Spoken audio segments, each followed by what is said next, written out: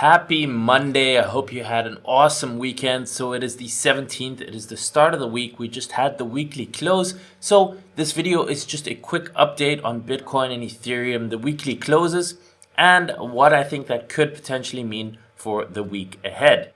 If you haven't yet subscribed to the channel, go ahead and subscribe down below. Click that subscribe button, click the notification bell. That way you get alerted whenever I upload a new video. If you want to get on my email list so I can just email you whenever I upload a new video, first link in the description down below. Click that, enter your name and email, and you get on the list that way. So Bitcoin is currently trading at 19,369 as I'm making this, and the last couple of weeks have basically been very uneventful. We're trading in a very small range over here, and we are still sitting exactly on this level, this 19,000 level, 19,500, which is the 2017 all-time high. And you can see exactly how this is sitting here, which is not a good thing, by the way, because we are still below the 200-week moving average, which is the red over here, and below the 50-week moving average, which is the blue.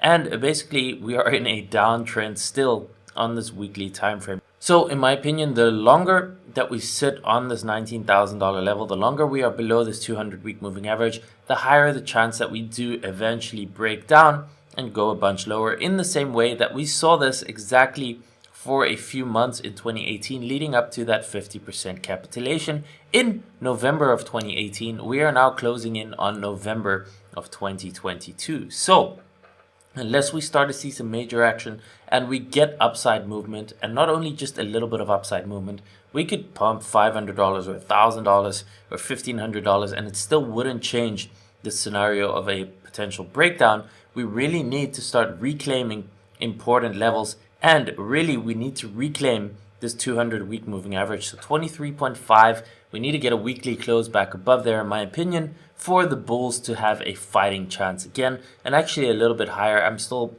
keeping 24,000 as a level I want to see reclaimed. If we get that, things start to get more interesting for the bulls. Until then, though, I mean, even if we get a bit of upside momentum here, and you know what, we've seen it happen over the last couple of weeks. We couldn't even break 20.5. We're back under 20,000. We're not even at 19.7 at this point. So the longer we are here and we can't even crack that 20k level, again, we're on the edge of a cliff and there is not much needed. Once that starts going below, we could see a lot of liquidations, we could see margin calls. And again, this also depends on the stock market very much so, which I did a detailed video about over the weekend. So if you haven't watched that yet, go back on my channel. I'll also link to it up here. So go and watch that, because it also looks very much based on the charts that the S&P 500 and the Dow Jones are in a very similar position as just before the 2008 global financial crisis, where stock markets dropped 50% in a matter of 6 to 8 months following that point. So we are literally at the edge of a cliff. You can literally also see here, this is the do or die line. If we break below there, then I think, and I'll draw these annotations again, you can see here the fair value gap weekly, the support over here. I've been pointing towards this for the last couple of months. If we break down, I do think there's a good chance we go to this level, which again is somewhere between $10,000 and $14,000. This specific level is somewhere around the $12,000 level, but I would say as a benchmark between 10 and 14,000 if we end up breaking down. And you can see we have been making lower highs and lower lows, and currently there's nothing very different to this point that we're in right now compared to over here. This was a consolidation, and yes, it was a rising consolidation, but still we were basically just moving sideways also, if you count it like this. So we moved in here, we moved sideways, broke down to the next level. We're here still and we're moving sideways, and even if we pump a little bit, we need to reclaim this 200-week moving average, but also this level, and then we can start talking about more upside. Until then, we still have risk of a further drop to the downside. So this week, in terms of levels, you know, if we can get back above 20,000, we're looking at 20.5 for the next level that I'm looking at. If we can reclaim 20.5, maybe, just maybe, we run back up to 24,000 or 25,000. But until then, you know, as long as we're below 20, at any point we could get that breakdown, and it's going to depend a bit on the stock markets too, in my opinion. So that downside could be as low as somewhere between 10 and 14,000. So keep your eyes on that, and we need to get those reclaims before we start turning more bullish. And of course, if that starts to happen, I will be among the first to start making updates around that we are reclaiming important levels. Up to now, we are not yet doing so. So if you want to get those updates, again, subscribe to the channel, get on my email list, because then I will alert you when that starts to happen.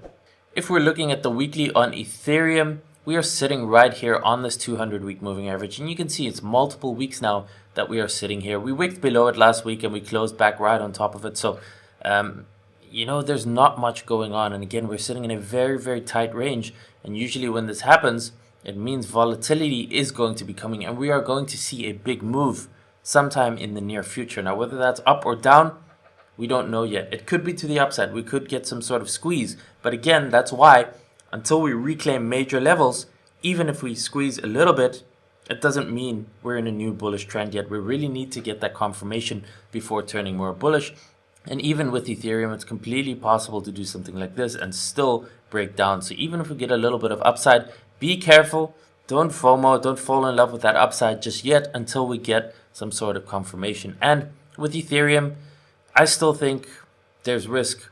We should test, in my opinion, at least the June lows, maybe a little bit below it over here in this fair value gap, as you can see on the weekly, somewhere between 800 and 750, I think would be reasonable. If that breaks, though, we could still drop to somewhere between $300 and $500.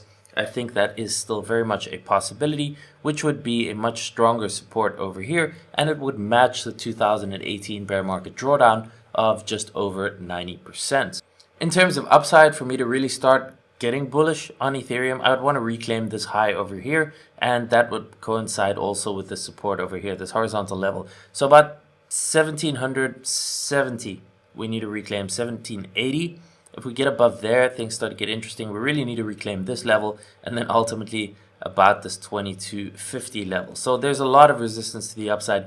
Even if we do end up moving higher, I mean, even if we do take out this high over here, but it comes back down, it could still do something like that, right? And of course, it could also just go straight down. So I do still think the risk is to the downside until we can get proven reclaims and consistent reclaims of important levels. And of course, not only on the weekly chart, but on the 3-day chart, on the daily chart, and obviously on the lower time frames.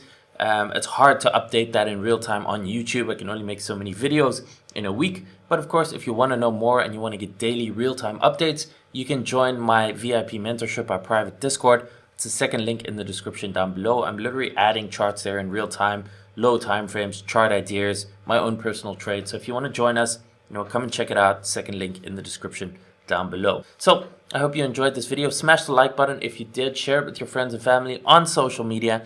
And if you haven't yet subscribed, subscribe.